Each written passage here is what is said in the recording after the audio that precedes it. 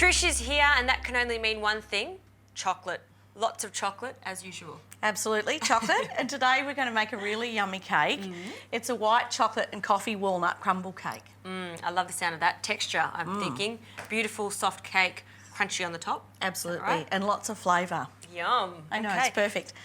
All right, well, it's a really easy cake to put together too. It's a melt and mix method. I thought that was a little bit different. Usually we use the mixer. Yes. But not everyone has a mixer at home, so sometimes it's good to use something that's really simple. So in here I've got 250 grams of butter and a cup of caster sugar. And I've also got some milk. They can all go in together. A couple of teaspoons of instant coffee can go in. That will dissolve with the warmth of the milk. And the other thing that we need here, I'm just going to turn this on and get it started, is to pop in a block of the Cadbury white baking chocolate. Great. I love these flavours already. Coffee, chocolate, white chocolate in particular. They go quite well together, don't they? That's right, and I might give you half of that block to break up. Yes, I into can the do that. pips if you can. So yes, we're using the block today. I like it for its versatility with the block. It's great in this recipe. You get that lovely richness to the crumb, and the great thing about this chocolate is that it is real chocolate. So it's that quality you've come to expect from Cadbury, and that's going to help to add just some extra richness to the crumb. It's a really beautifully flavoured crumb in this particular cake. All we need to do with this now is to allow it to stir over the heat there until all of those ingredients have melted down. So once the chocolate and the butter have melted down, then it's ready to go, and then we'll allow it to cool down a little bit. Okay, so far, very easy. Yeah, it's really easy. And look, you know, I think that you can get fantastic flavours and textures from simple recipes just as much as complicated recipes. Exactly. So, yeah, it's a really easy one to put together. It's a good one probably to, you know, engage the kids in the kitchen and get them sort of busy helping out too. Get them stirring. Oh, stirring, Work that's those right. muscles. That's it.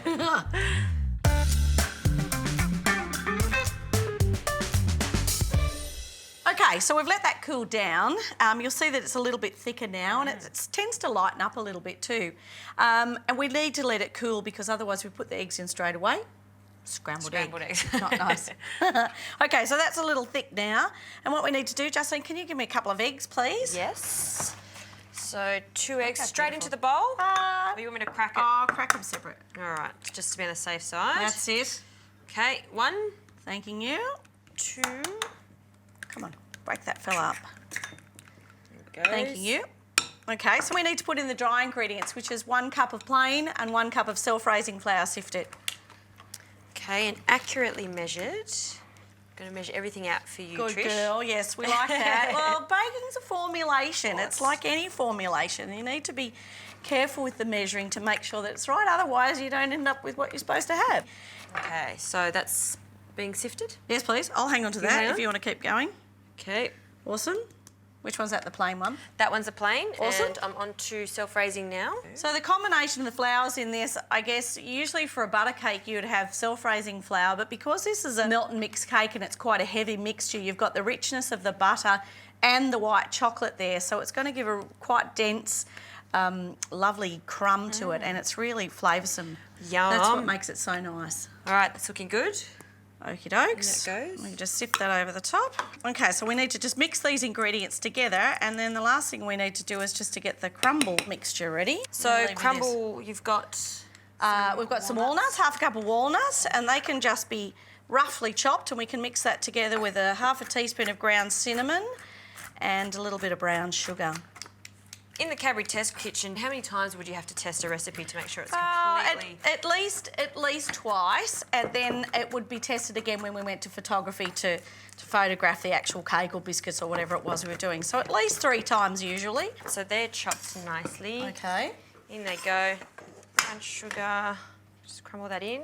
And how much cinnamon? I love Half a lot. teaspoon. Oh, half a teaspoon. Now what I'm going to do is just to pour it into the prepared tin. This is a 22 centimetre springform pan, and I always like to line a tin, particularly when it's in the oven for this long. It's going to be in there at least an hour and a quarter because it's a dense mixture. It's going to take a little time, and it's a moderately slow oven of 160. If you've got a fan forced oven, you might need to reduce the temperature by about 15 to 20 degrees on that. So that's ready to go, and all we need is the crumble topping over the top. Gosh, it's very easy. Yeah, it's a really easy one. It's packed with flavour, and I like things with a bit of a coffee flavour to them. Even though, interestingly enough, coffee cakes don't necessarily have to have coffee in them.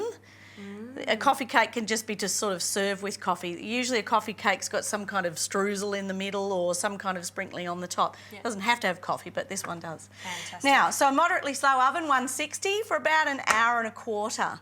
And I just find if you extend the lining a little bit up above, it helps to stop that outside edge of the cake over browning. So that can go in straight away. All right.